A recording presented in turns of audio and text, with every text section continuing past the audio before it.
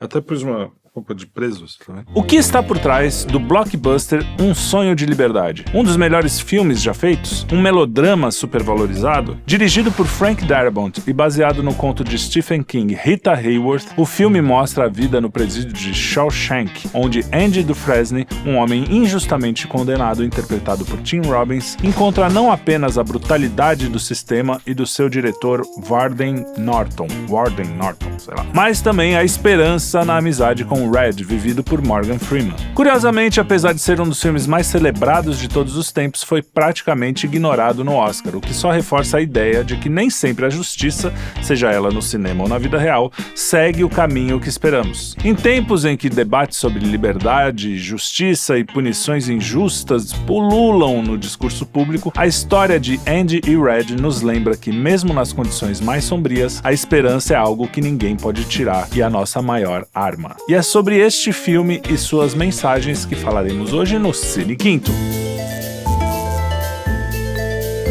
Antes de continuar, eu devo avisar que este programa contém spoilers e se você decidir seguir é por sua conta e risco. E olha, esse filme tem spoiler mesmo, tá? Se você quiser ver antes, vai lá. Se você já viu, fica aqui.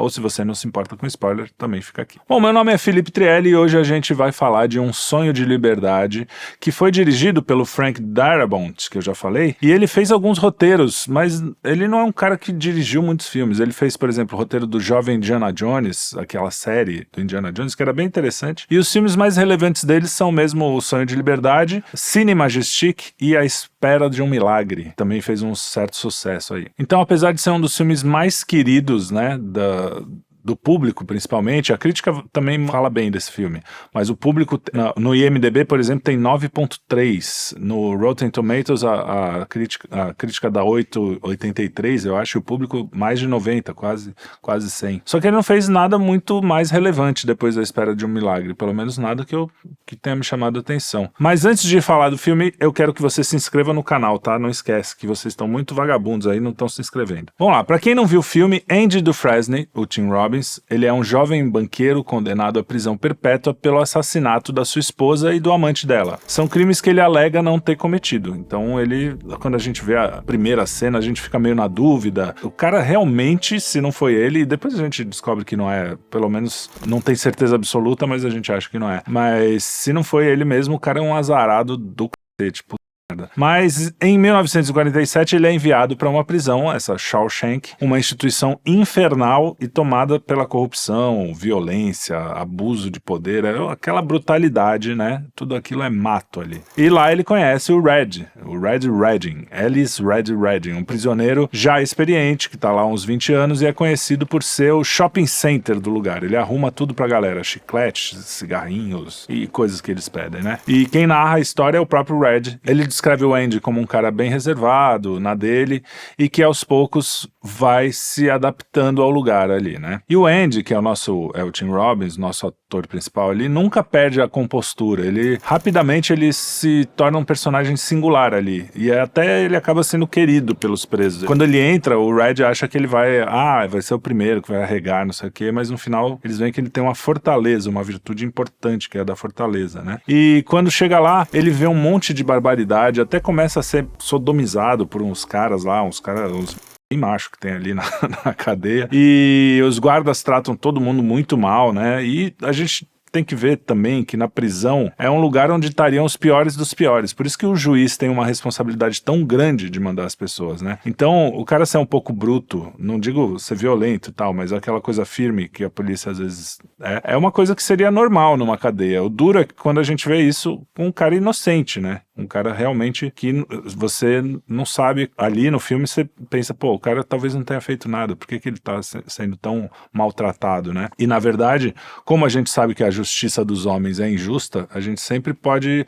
cair nisso. Então por isso que a gente acha que os guardas têm que tratar mesmo os presos com uma certa dignidade, né? Então, apesar de o mundo estar tão louco e o sistema prisional tá tão absurdo que a gente sabe que bandido que fez coisa muito errada acaba saindo pela porta da frente dando risada, e às vezes um cara que não fez nada tá lá e tá sujeito a todas essas violências, e esse filme fala bem disso, né? É até uma certa crítica ao sistema prisional, porque lá não tem nenhum, tirando esse cara aí que sodomiza lá, os outros nem parecem tão bandidos, você acaba simpatizando com os carinha lá, então tem esse tipo de crítica. O que, de certa forma, a gente tem que fazer mesmo, a gente tem que olhar o outro com humanidade, não tem um problema grave nisso. O duro é quando a balança fica desproporcional, né? Pessoas boas estão sendo tratadas e punidas como as pessoas ruins. Bom, na prisão ele também conhece o diretor, né, que é o Norton, que é o vilão. Aí, pra mim, é o grande ponto fraco do filme. É um vilão bem estereotipado e, claro, como não podia deixar de ser nos filmes dessa época, é um cristão hipócrita e muito mal, né? A única regra que ele deixa explícita no primeiro dia, por exemplo, é que é proibido blasfemar. Não tem regra nenhuma. Depois eu falo o resto. O problema é blasfemar. O que, assim... Eu, como cristão, acho que realmente é uma boa regra, só que ali dá pra ver que, como ele não fala nenhuma outra regra, o roteiro quer deixar bem claro, viu como ele é cristão e ele é bem hipócrita? Ai, ai, ai, hein? Então esse tipo de escrita é meio... Você olha assim e fala, ah, tá bom, né? Mas beleza, nem pelo fato dele ser cristão, é pelo fato de ser mal escrito mesmo. Mas com o tempo, o Andy utiliza o seu conhecimento bancário, né, porque ele é um ex-banqueiro, e começa a ganhar favor dos guardas, ajudando nas finanças e tal. E essa habilidade atrai a atenção também desse diretor, né, o Norton, que usa o Andy para lavar dinheiro num esquema de corrupção dentro da prisão. Então, a primeira cena que a gente vê isso acontecer, né, essa coisa dele ajudar alguém contabilmente, né, no negócio dos impostos e tal, é uma das cenas mais bonitas do filme. Os presos estão lá, uma quantidade pequena de presos saiu para trabalhar ao ar livre, né? E isso é até legal para eles, é um negócio assim, nossa, né? Pelo menos vão tomar um ar. Isso aqui é um trabalho duro, os caras estão ali no teto de um prédio passando piche e tal, sei lá. E de repente o Andy se mete lá na conversa de um policial e fala, pô, eu posso te ajudar com essa história, porque o policial vai receber uma herança, ia ter que pagar muito imposto e tal. E ele, em troca, pede que os caras possam tomar uma cerveja, ficar um tempo descansando e tal, que é uma coisa que pros caras é meio absurdo. Como assim? Os caras vão parar, são presos, tem que ficar lá se ferrando. E é engraçado que você vê, ele acaba aceitando, né, e dá a cerveja pros caras, e os caras ficam super felizes ali. E o próprio Andy não toma a cerveja, né? Então ele é um cara servil, no bom sentido. É um cara que serve os outros. E isso é muito legal nesse filme. A gente começa a perceber que o Andy é um cara especial ali, né? Ele não tá pensando só nele, apesar de que também o próprio narrador fala, bom, ele também vai conseguir algum favor, vai conseguir conquistar, né, a simpatia dos presos. Não é assim, né? Não é de graça. Mas é uma coisa legal, né? Não é todo mundo que faria uma coisa dessa. E ele também começa aí, a gente vai vendo no filme, como ele é um cara especial mesmo, ele começa a se esforçar para melhorar a vida dos colegas, né, dos prisioneiros. Ele é responsável por pegar a biblioteca, que era uma biblioteca toda zoada lá, e transforma na melhor biblioteca de todas as prisões americanas. Ele traz livros novos, cria programa de educação para os caras se formarem. Então é um cara que dá uma vida ali pro presídio. Meio que a única coisa que ele ganha, tudo bem, é um respeito ali, mas ele continua se ferrando, continua, como é que eu vou dizer, sendo admoestado pelos homossexuais que estão na cadeia lá. Então, até numa das vezes o cara dá não pode falar mais nada, não pode falar... É o gay lá, ele vai lá e começa a dar porrada e deixa o Andy desacordado e não sei o quê. E aí sim o pessoal, os policiais que tomam esses favores do Andy, falam assim, não, chega dessa porra. E aí eles enchem o cara de porrada até ele ficar paraplégico e depois ele vai sozinho numa outra prisão lá. Mas enfim, essa coisa da educação ajuda vários detentos, entre eles o Tommy, que é um jovem prisioneiro que o Andy incentiva a concluir os estudos, e isso mais pra frente vai ser importante no filme. Mas antes a gente conhece um cara que cuida da biblioteca, que é um senhorzinho que já tá preso há anos.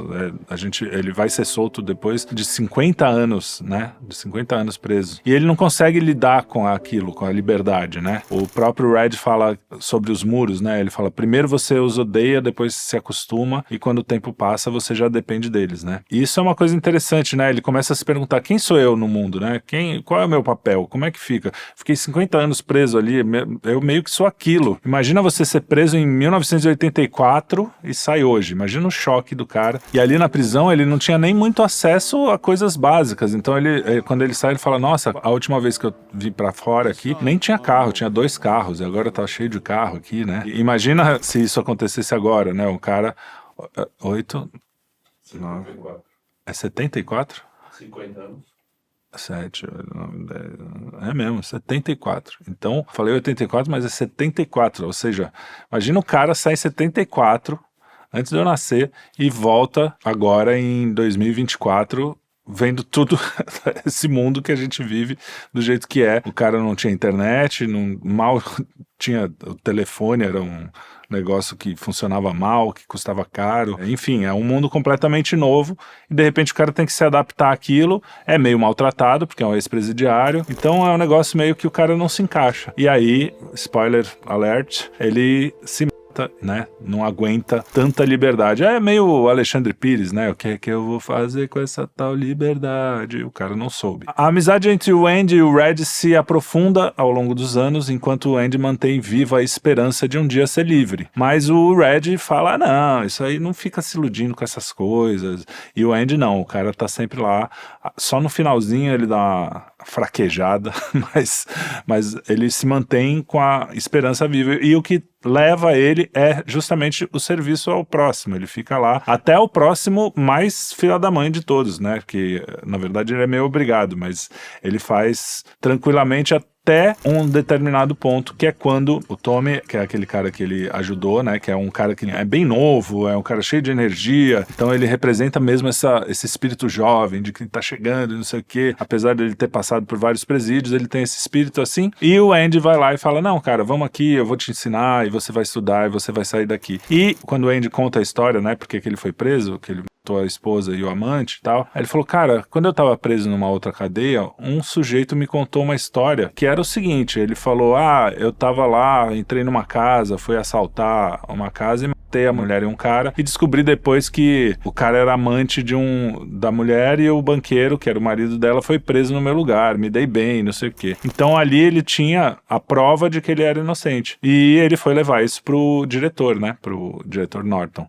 E aí o diretor Norton consegue dar um jeito ali de matar o Tommy pro Andy não sair de lá. Aí é mais um problema nesse roteiro, né? Porque, pô, é uma motivação tão idiota, né? Ele poderia falar com... Porque o próprio Andy chega pro diretor e fala assim, eu vou continuar trabalhando pra você, não vou falar nada, não vou te dedurar que você fez corrupção aqui, eu só quero minha liberdade. E o diretor fala, não, nem a pau, vou lá e mata o Tommy. Sei lá, eu achei... não é uma motivação assim, do tipo, o cara podia chegar num acordo, falar, tá bom, eu fico aqui, já ganhei um dinheirinho legal, o cara vai matar uma pessoa, correr o risco de ser, né, de ser descoberto, correr o risco do Andy ficar puto e dedurar tudo. Tem uns furos de roteiro ali, eu não entendo como ele... Por isso que eu falo assim, no começo eu falei, será que é o melhor filme mesmo ou se é meio super valorizado?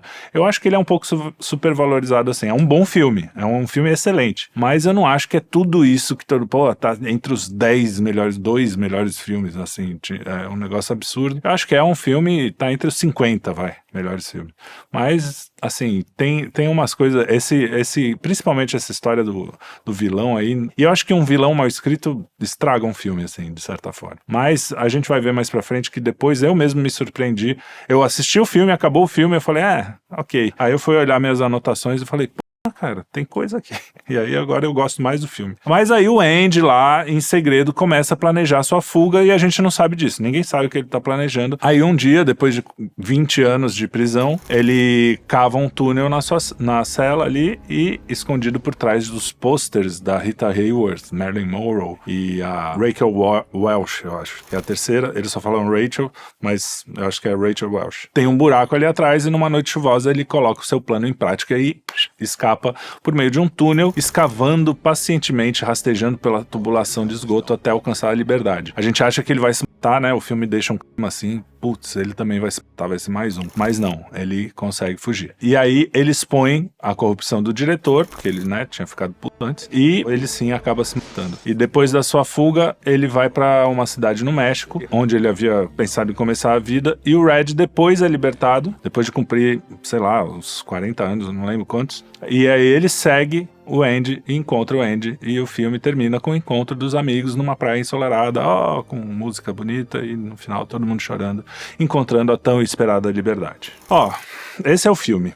Eu não sou um grande fã do Stephen King, apesar de admitir que ele acerta bastante, ele tem bastante coisa. Eu não sei se é trauma do It, né, quando eu era pequeno, Mas eu acho que, como eu disse, esse filme é um pouco superestimado. Mas aí eu fui assistindo e achando ok, o vilão caricato e pá. Aí, por outro lado, a amizade dele é muito bem escrita, ela é construída de um jeito legal, tem uma dinâmica natural do Red, né, com o Andy. O Andy é um cara servil no bom sentido, como eu falei, mas ele não é um tonto. Ele não é um bobão. Ele sabe se impor quando os caras tentam esperar. Toda vez ele revida, dá umas porradas no cara. Ele não aceita quando se ferra. Não é um revoltadinho, mas ele mantém o foco e não respeita quem não tem que ser respeitado. Quando o cara pede pra ele desligar a música, tem uma hora lá que ele coloca uma música e o cara pede pra desligar, ele fala, desligar porra nenhuma, eu vou deixar os presos ouvirem aqui um pouco de beleza que eles estão precisando. Então ele é um cara que mantém o foco, é aquela coisa da fortaleza, foco, uma certa prudência, mas sem ser covarde, né? Corajoso. E o passatempo dele é esculpir pedra. Olha só que interessante. Ele pede uma mini picareta pro Red lá, assim como ele acabou esculpindo aquelas pessoas, né? Através da literatura, da música, da educação, da beleza. Então, tem um monte dessas coisas. Então, eu fui pesquisar para ver se os autores do filme ou do conto tinham alguma intenção de contar uma história profundamente cristã, e eu mesmo não tinha reparado muito quanto ela era cristã, até que acabou o filme e eu olhei as minhas anotações, eu falei, cara, eu comecei a ver umas coisas aqui, falei, nossa, um monte de coisa começou a se encaixar, e os autores, pelo que eles falam, pelo menos explicitamente, não foi de propósito, mas depois de umas conclusões assim, eu falei, não é possível, cara, sei lá, ou é a mão do próprio Espírito Santo falando ali. Aí eu fui até procurar em outros canais, ver se alguém tinha percebido essa coisa, né, essa mensagem cristã tão explícita que vocês vão ver que eu vou falar agora. E eu achei um canal chamado Logos Made Flesh, e ele fala bem disso, teve essa mesma impressão que eu. E aqui eu vou abrir um parênteses, né? Muitos ateus aqui que assistem a gente reclamam, às vezes, pô, mas vocês são cristãos, não sei o quê. E eu vou dizer assim, ó, o Norton Fry, ele mostra que 100% das histórias que a gente conta, ele fala Hamlet, todas as histórias do cinema, não sei o que, estão na Bíblia já. Todos os dilemas, todos os problemas que a gente tem, todas as questões. E a nossa cultura saiu completamente da Bíblia. Então, sendo você ateu ou não, a gente vive nesse universo cristão. E quando você conta uma história, eu acho que foi o caso desse filme, quando você conta uma boa história, porque apesar de eu achar super valorizado, eu não acho uma história ruim, eu acho uma excelente história. E depois que eu descobri ainda essas coisas, pior ainda. Você tá falando do cristianismo, você tá falando da nossa história, que é a história da nossa sociedade. Então, não torce o nariz, não. As pessoas falam um pouco disso por vergonha, ou sei lá por quê. Mas quando eu falo aqui, eu tô falando da história também. Óbvio que a minha cosmovisão é essa, mas, enfim, queria abrir esse parênteses, porque sempre tem um comentário, mas lá vai ele falar do cristão, blá, blá, blá. Mas enfim, eu tô falando justamente porque a história leva a isso, e você vai ver como é explícito nesse filme. Tirando esse canal Logos Made Flesh, não vi mais nada a respeito disso. E algumas coisas eu cheguei à mesma conclusão que ele, porque parece meio óbvio, e outras eu vou falar aqui que não tá lá. Tá bom? Se foi intencional, então, eu não sei. Bom, então vamos aos paralelos. Os presos, eles chegam pelados na prisão, do mesmo jeito que a gente chega à vida. É como eles estivessem entrando na vida, aqui, neste vale de lágrimas, né? E aquele cara, o Andy, ele traz a beleza, ele traz a luz, que é o conhecimento, ele traz a alegria com a música, a palavra, com a biblioteca, olha só. E quanto mais ele espalha a palavra, mais ele multiplica, mais ela se multiplica. As cartas que ele escreve para o governo bancar a biblioteca, ele tem que escrever muitas cartas, várias vezes, e quanto mais ele escreve, a primeira vez eles dão uns livrinhos ali, ele enche mais o saco, ele dobra o número de cartas, olha só. E a gente tem nos evangelhos as cartas, né? Literalmente as cartas, mas independente de ser cartas, são palavras se espalhando e cada vez se multiplicando. Então, quanto mais ele fala, mais os caras devolvem livros, né, até por encheção de saco dele, mas eu fiz esse paralelo da palavra, né, dele chegando lá para espalhar a palavra, e quanto mais os caras de má vontade, mais no final ele consegue espalhar mais e mais. E também é um cara que chega, não reclama, tá sempre ali, sabe o que ele veio, quem é ele, o que ele veio, né, o que ele veio fazer, e tá lá sempre com alegria, de certa forma, né, na medida do possível, e também tem um negócio muito interessante. O Red, ele se diz o único culpado da prisão. Ele fala, ó, todo mundo aqui é inocente. Você pergunta, o que você fez aí? Ah, foi meu advogado que me ferrou. Aí você, não sei o quê. Então, todo mundo é inocente. Ele é o único que fala, não, eu realmente fiz o que eu fiz, né, tal. Então, Jesus veio para os pecadores, né? Então, quando ele tá ali, por que ele vira o melhor amigo? Porque ele é o único culpado. Ele é o único que se confessa. Olha só, também tem isso. A confissão, ele fala, realmente eu sou um pecador, eu sou um culpado. E aí, então, o Andy, que faz um papel de Jesus ali, obviamente não literal, mas simbólico, ele tá lá e fala assim, não, então tá bom, eu vou te curar, porque ele era um cara sem esperança, cheio de medo, ele sempre falava do medo, da liberdade e tal, e de repente ele chega lá e fala, não, ser livre é legal, cara. Relaxa, vai dar tudo certo. A esperança não pode morrer. Tem uma hora que ele fala, ó, tem uma coisa dentro de você que esses caras não vão tirar. Então, é muito o que Jesus fala, né, para nós. Por outro lado, o Andy é o único que é realmente inocente e pagou por um crime que não cometeu. Então é uma figura cristã de Cristo total, né? Porque ele é inocente, mas pagou por um crime que ele não cometeu e acabou no meio do caminho ajudando todos os caras ali a terem uma vida melhor. Olha só que interessante. Quando o Andy escapa, vai pra liberdade, o próprio Red fala, o amigo vai embora, mas as histórias ficam. Então eu também pensei como os evangelhos, né? A gente tá aqui contando a história até hoje. Então ele fala, teve alguma coisa daquele cara que ficou ali nele, né? Que se manteve dentro dele e que fez ele ser um cara melhor. Tanto que quando ele vai fazer a entrevista ele faz de tempos em tempos uma entrevista de liberdade condicional para ver se ele pode ser solto, né? E ele nunca é solto, ele sempre fala a mesma coisa. Você tá arrependido? Tô. Você está recuperado? Tô, não sei o que. No dia que o Andy foge, ou um tempo depois do Andy fugir, que seria a liberdade, né? Ele vai lá fazer essa mesma entrevista e fala, cara, eu não... Sei lá, cansei, a gente tá aqui falando toda vez a mesma coisa. Eu me arrependo e tal, mas vocês fazem o que vocês quiserem, já não tô nem aí se eu vou sair, se eu não vou sair. Então, o que acontece? Ele se entrega, ele fala assim, não, eu deixei na mão, né, do destino, no caso ali, né?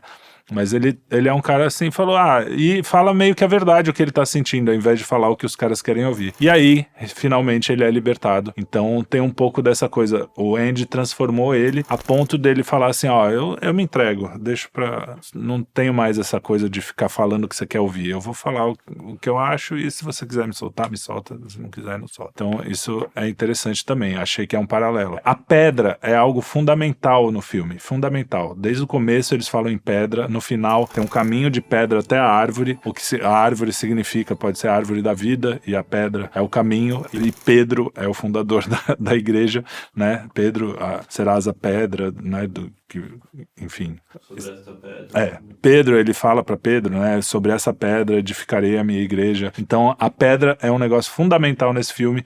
O tempo todo eles estão falando sobre pedra e ele esculpe as pedras. E as pedras, né? Ele vem e Cristo esculpe, para nós católicos, ele também está ali dentro da igreja até hoje, vivo, e esculpindo e falando, através do Espírito Santo, falando. Com todos os erros dos homens, ele vai lá e dá aquela esculpidinha. Você fez bobagem de novo, vamos lá, vamos arrumando, e não sei o quê. E Pedro foi o fundador da igreja católica. E o Mateus era cobrador de impostos. Essa aí é uma forçadinha de barra minha, mas é interessante ele falar de impostos, ele ajudar com os impostos dos caras.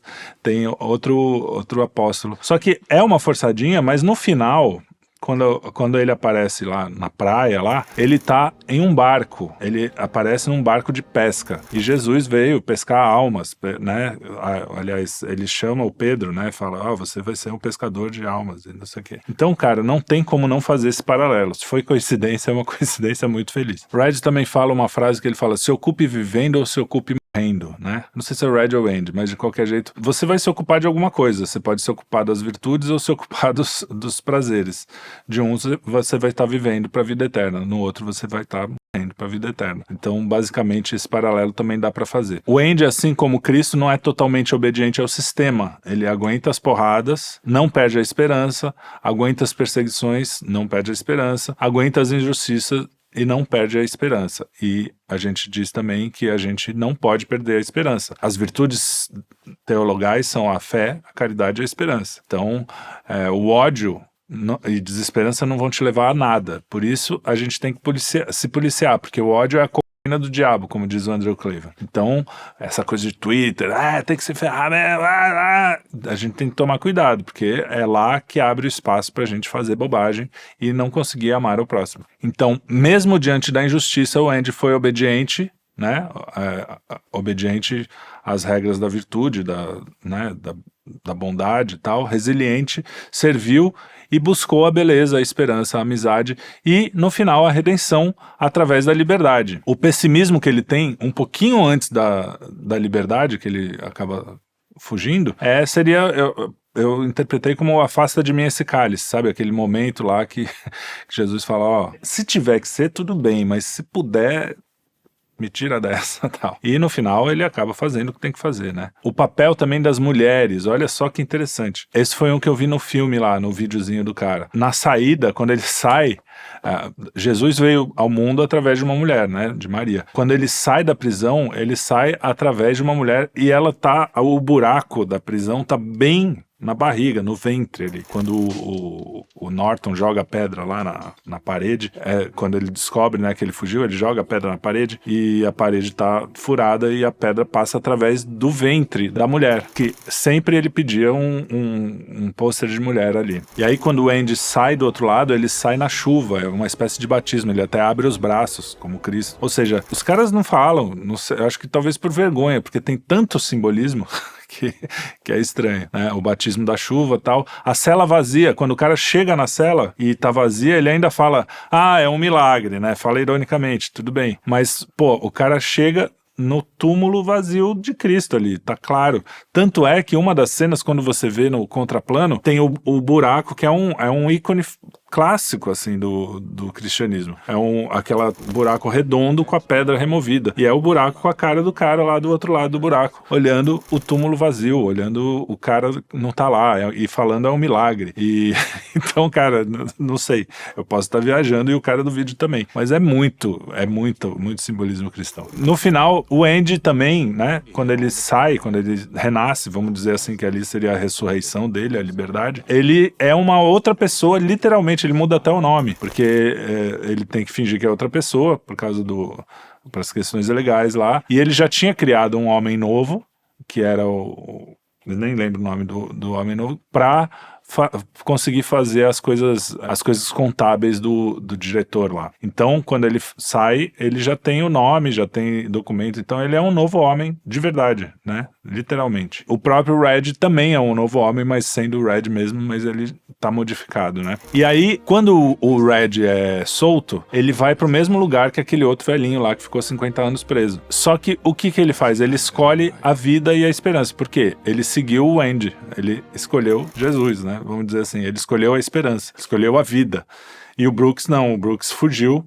Até porque ele não tinha esperança, ele não tinha, né? Então, a mudança que o Andy faz naquelas pessoas é justamente mostrar que existe algo além daqueles muros. E os muros seriam o símbolo da nossa vida, do nosso vale de lágrimas. Tanto é que tem, é um lugar horrível, cheio de violência, só que de vez em quando tem a música lá que o cara põe. E aí tem momentos de alegria, tem a cervejinha lá que ele dá. Então, o que é a vida se não isso, né? Um monte de coisa difícil, um monte de problema, um monte de tristeza e com relances, com pequenos... Como é que eu posso dizer isso aqui? Salpicões, salpicos, com pequenos momentos de alegria, de felicidade, que são os que realmente importam, que é pra gente lembrar que em algum lugar tem algo maior, e que é depois, ali no caso a liberdade daquela cadeia seria a vida eterna, né? E como eu disse, no final ele tá num navio pesqueiro, pescando homens, almas, e então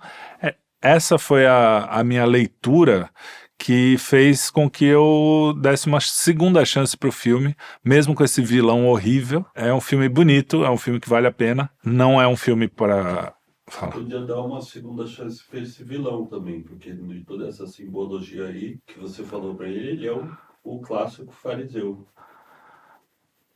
O meu editor aqui tá falando pra eu dar uma segunda chance pro vilão, apesar das motivações ainda não me convencerem, mas tudo bem. Eu tinha até escrito aqui algumas defesas pro vilão, então vamos fazer a defesa do meu editor, que é o seguinte: ele é um fariseu, né? Ele é aquele cara que fala que é cristão, mas na verdade, na época de Jesus eram os que diziam que seguiam a lei, né? Os judeus. E aqui é o fariseu apontando o dedo pra todo mundo e fazendo bobagem. É o tal hipócrita, né? Agora, é como a gente sempre diz na igreja, vocês cristãos são hipócritas. A gente fala, tudo bem, tem lugar para mais um, pode vir. Então é assim, somos todos pecadores mesmo, só que o diretor realmente é um pecador um pouco mais, vamos dizer, explícito. E tem outra coisa, né? O demônio, se ele faz o papel do demônio ali, se bem que ele não tem muitas tentações, né? Seria mais legal se ele fosse um cara mais simpático, assim, um cara que você chegasse a ter uma simpatia. Esse aqui é o meu problema com ele. Ou então, pelo menos, ele ter te convencer de certa forma. Eu sou mal, mas eu tenho um motivo aqui importante para isso. Mas, de qualquer forma, ele também cita muito a Bíblia. E na hora que Jesus é tentado no deserto... E o demônio, ele conhece a Bíblia do começo até o fim. É um cara que usa isso justamente para te enganar. Ele vai usar meias verdades, vai usar, né? Então, é isso que a gente tem que ter cuidado. Essa é a minha benevolência para com o vilão do filme e acaba por aqui, não mais falo. O que eu falo é para vocês nos seguirem, comentarem, assistirem nossos outros vídeos. A gente tem vários estilos de vídeos aqui. A gente tem vídeos falando de política, vídeos falando de literatura, tem vídeos de humor, tem tudo que você pode gostar. Dá uma olhada lá.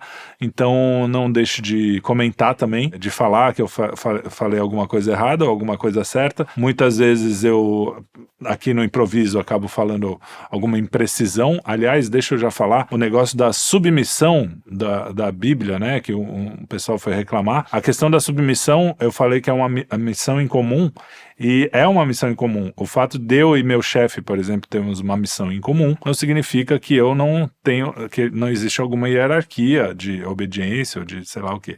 Isso eu não vou entrar nessa discussão agora. Eu só não gosto quando falam que eu disse alguma coisa que eu não disse. Não foi o que eu disse, que tem que obedecer, que não tem que obedecer, que não tem alguma hierarquia. Isso não foi o que eu disse, tá? Só disse que submissão é a mesma missão. Os dois olhando para o mesmo ponto, que é Deus, né? E é isso, meus amigos. Depois dessa mini homilia aqui, eu deixo vocês com a nossa programação. Um grande abraço e até o próximo Cine Quinto.